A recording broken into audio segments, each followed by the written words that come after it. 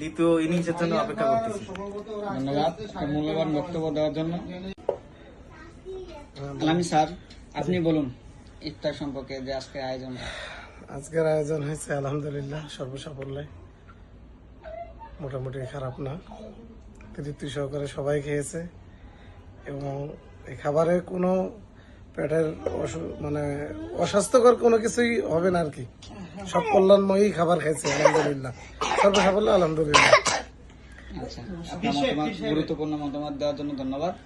والورود دندنني وطبل طبطبني طبطب طبطب طبطب طبطب طبطبني وسق سق سق سقني ورمس قد طابيني شوى شوى وشايش على الورس فرجبي